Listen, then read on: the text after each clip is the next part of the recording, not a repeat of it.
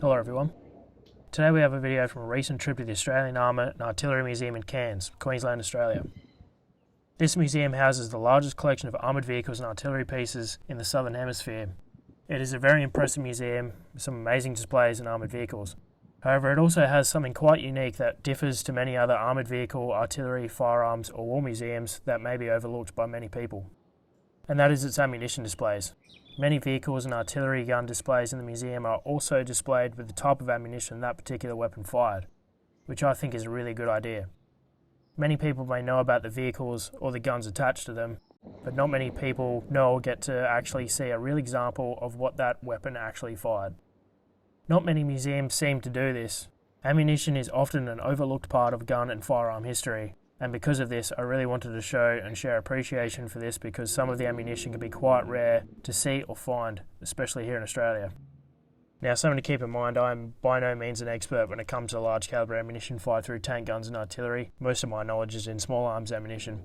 I've tried to comment on each piece as best I can, so if I have made any mistakes, please feel free to let me know. First up, we have one of my favourites, 2cm flak 30 anti-aircraft gun, which fires a 20 by 138mm belted cartridge. So I've got a few rounds in there, a few HE rounds. Also got 20 round magazines for the gun as well. And as a bonus there's also a 20 by 110mm Orlican as well.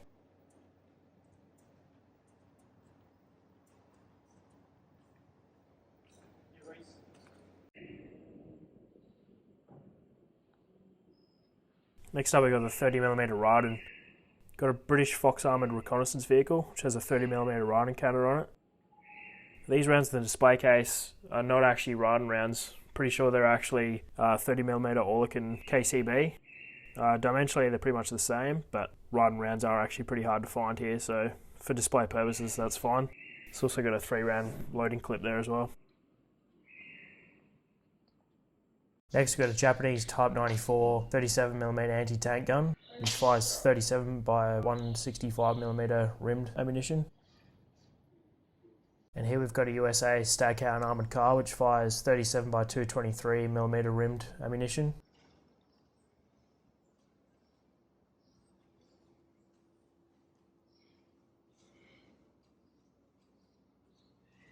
A drill round and armour piercing round there.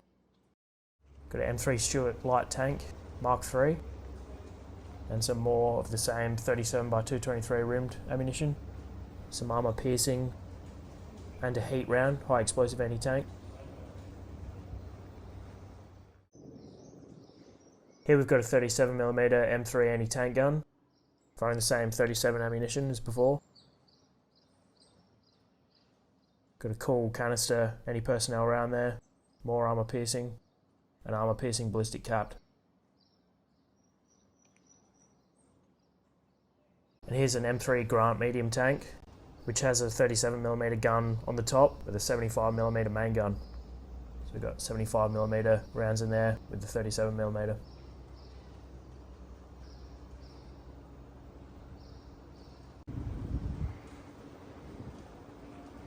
Next we've got a Soviet 37mm automatic air defense gun, 1939, which uses a 37 by 252mm semi-rim cartridge.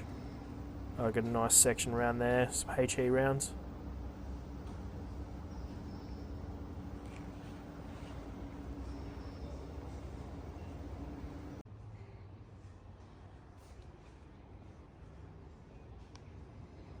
Next we have a 3.7cm pack, which is a 37 by 249mm rim cartridge. Got some nice armour piercing rounds in there, pretty hard to find.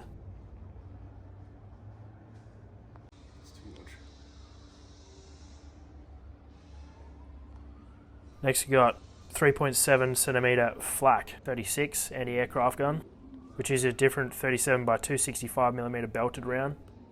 I've also got the loading tray there, which is pretty hard to find, and they've got a nice sectioned high explosive round there as well.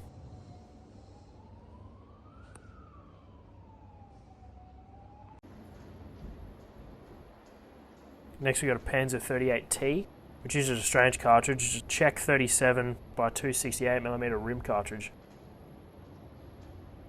Next we got an Australian 2-pounder tank attack carrier, which uses a 40mm by 304mm rimmed cartridge, which is the Ordnance 2-pounder. There's a lot of 2-pounder guns in this collection, so there's quite a lot of 2-pounder ammunition on display.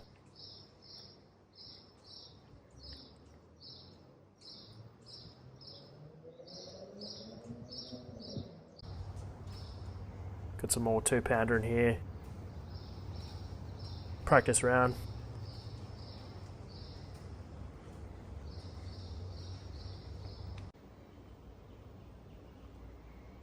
Yep, we've got a British Matilda Mark II infantry tank, which again uses the same 2-pounder ammunition.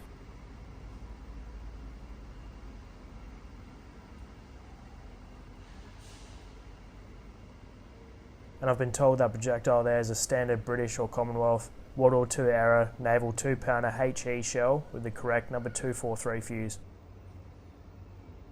Next we got a British Valentine infantry tank, which again uses the same 2-pounder ammunition. And here we've got some armour-piercing projectiles.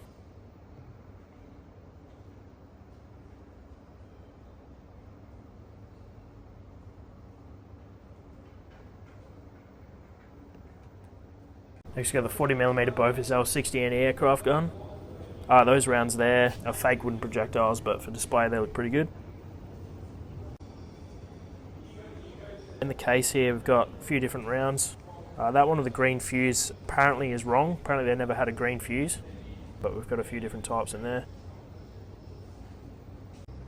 Got a Russian 45mm anti-tank gun, which is a 45 by 310mm rimmed round. There's a high explosive round and armour piercing.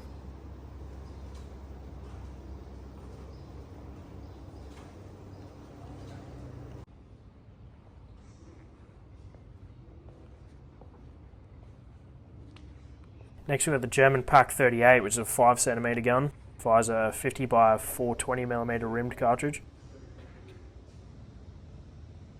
Some 5cm armour piercing round. Armour piercing ballistic cap projectile as well.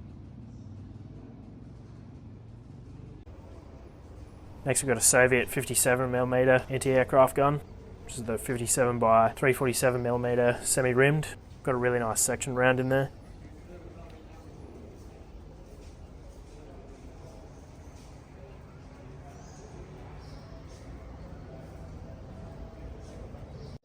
Next we've got a British 6-pounder anti-tank gun, which fires 57mm ammunition. Got a pretty cool armour piercing discarding sabot round there. And another armour piercing round.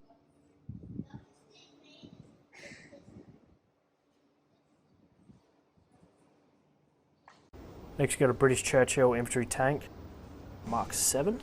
Yep, Mark 7. Which uses a 75 by 385mm rimmed.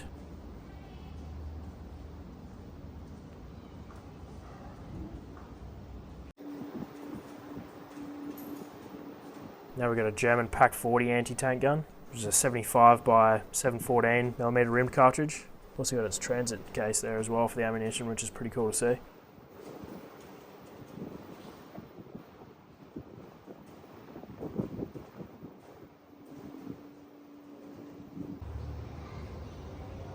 Now we've got the Russian 76mm regimental gun, which fires a 76.2 by 167mm rimmed cartridge.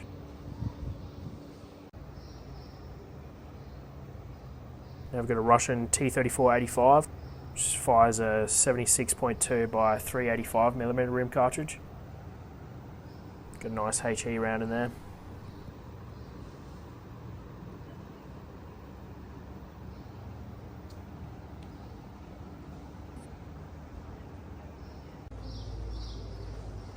Next we've got a British Saladin armoured car, which fires a 76 by 230mm rimmed cartridge.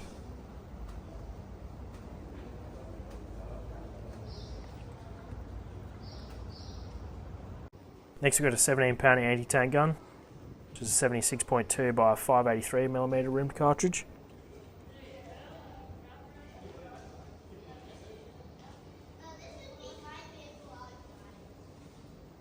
Some nice rounds in there. Armour piercing discarding sabot as well.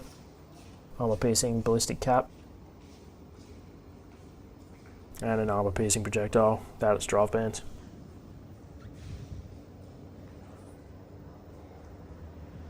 No drive band on that one either.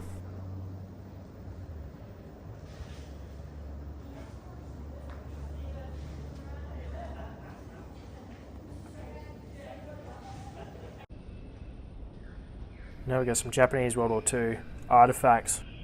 Got some 6.5 Arisaka rounds in there, as well as some 7.7. Got a Type 96 25mm case there as well. Here we've got some more small arm stuff.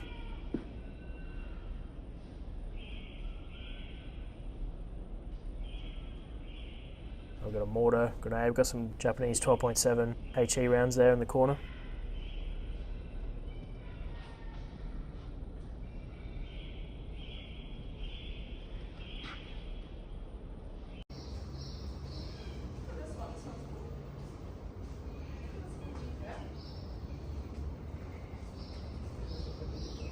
Now we've got a 20-pounder gun, which is 84mm by 618mm rimmed.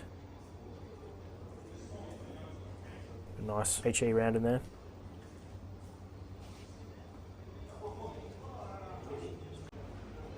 Now we've got a Centurion with a 20-pounder gun on it as well.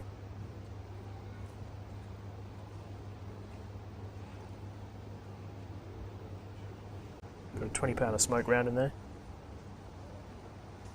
Next we have a 25-pounder, which is a 88 by 292mm rimmed.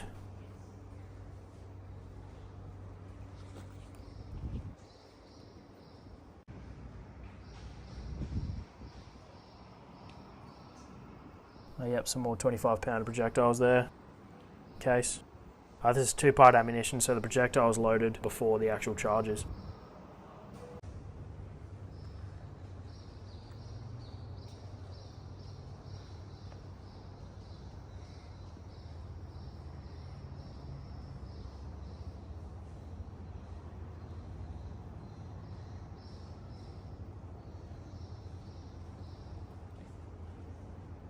Next we've got the famous 8.8cm flak 18/36, which is a 88 by 571mm rim cartridge.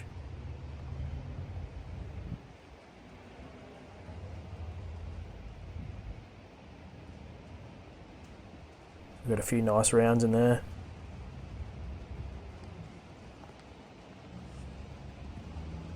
Armour piercing ballistic cap.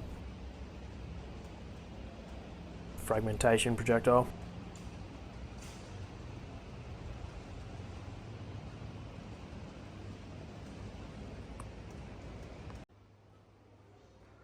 Next we got an M47 patent medium, 90 by 600mm rimmed. Next we got a British 3.7-inch heavy anti-aircraft gun, which fires a 94 by 675mm rimmed cartridge. Got a HE round there.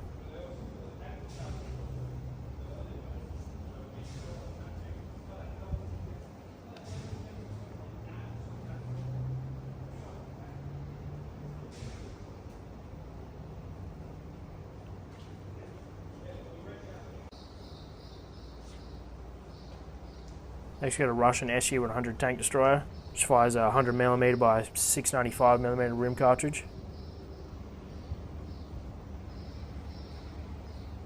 Armour piercing ballistic cap.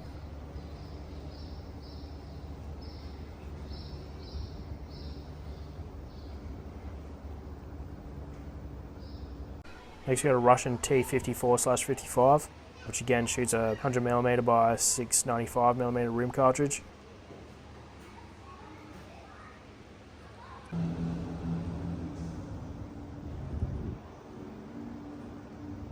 Next we got a British FV433 Abbott self-propelled gun, which fires a 105mm shell. And we've got a few different rounds in there. Hesh. As you can see here, due to some of Australia's import laws, some of these rounds have had to have a big chunk cut out of them, unfortunately. Next we've got an Italian 105mm howitzer, which is 105 by 372mm rimmed semi-fixed ammunition.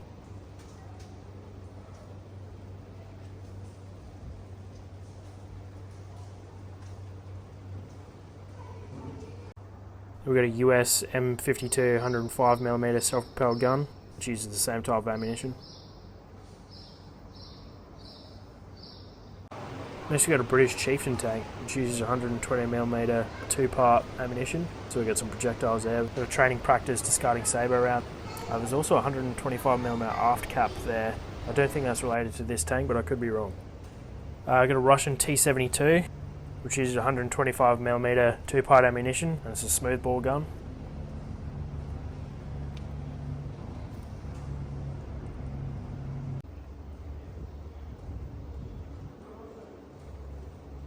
Here's a model 1938 Russian 152mm howitzer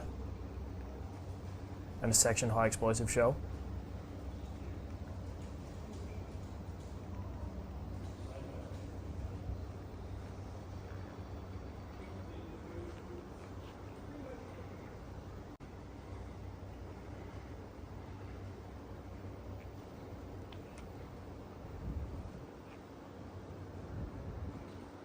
And now a 1937 Russian 152mm howitzer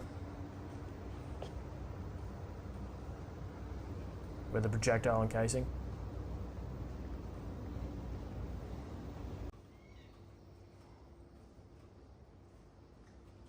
And here's a US M1 155mm field artillery gun, often called the Long Tom. Had a cool mustard gas projectile with a charge bag as well.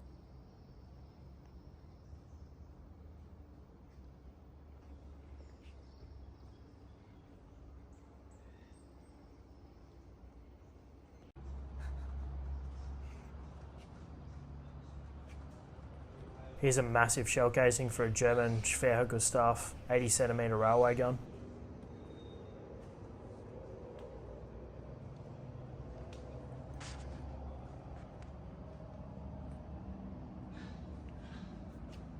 The museum also has a really cool grenade display with a large variety of rifle and hand grenades.